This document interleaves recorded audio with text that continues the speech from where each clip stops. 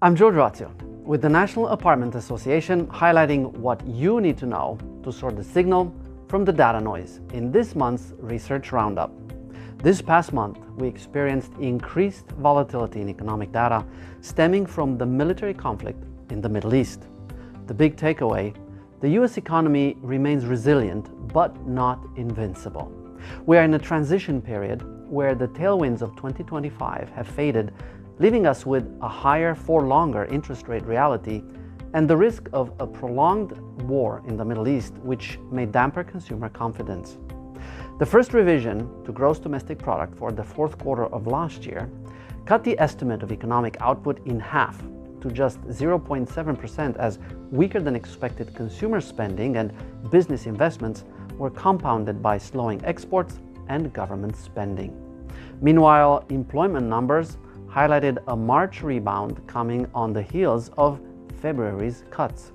However, the figures underscore that the jobs market has been going on a roller coaster ride for the past year, with both companies and workers seemingly stuck in limbo, seeking some sense of certainty. While the headline unemployment rate and jobless claims remain low, job openings continue to tighten and wage growth is slowing. For many Americans, even those who are employed, the surge in oil prices is fueling increasing affordability pressures. The latest inflation data show prices still running ahead of a year ago. Both primary price measures are highlighting higher costs for housing, electricity, fuel, food, transportation, and medical services. For now, households are still shopping and spending. Looking at the latest retail sales data shows consumers bought more in February, with online purchases experiencing double the growth of brick-and-mortar stores. However, with high consumer debt, a prolonged period of elevated gas prices could dampen confidence and lead to a pullback in spending. Meanwhile, the Federal Reserve decided to leave interest rates unchanged at its March meeting, concerned about the rebound in inflation. The Fed's preferred inflation metric is showing price growth running at 3% annualized, higher than the bank's 2% target. Financial markets showed increased volatility as the pace of military engagement also increased during the month.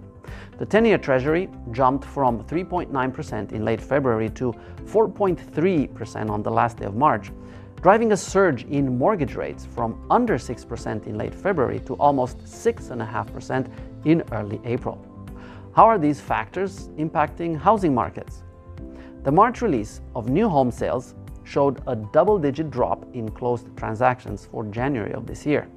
Meanwhile, sales of existing homes are running below year-ago levels and close to historic lows. On the construction front, builders are concerned about rising inflation and higher construction costs on one side, and a slowing job market squeezing consumers on the other. The new year started with a slowdown in permits, starts, and completions. Rental housing continues to work through new deliveries, especially in Sunbelt markets where a noticeable number of units remain in lease-up and need time to absorb. Apartment rents are moving sideways, with most sources showing the national average around $1,700 a month. Single-family rentals showed a similar sideways trajectory. On the NAA Research front, we recently published a couple of articles looking at the impact of insurance costs on multifamily markets. The key takeaway: the volatility in insurance premiums of the past few years highlights geographic concentration reflecting increased climate and weather risks. To see the details, visit our website and stay up to date by following NAA HQ on social. Stay well and keep an eye out for next month's Research Roundup.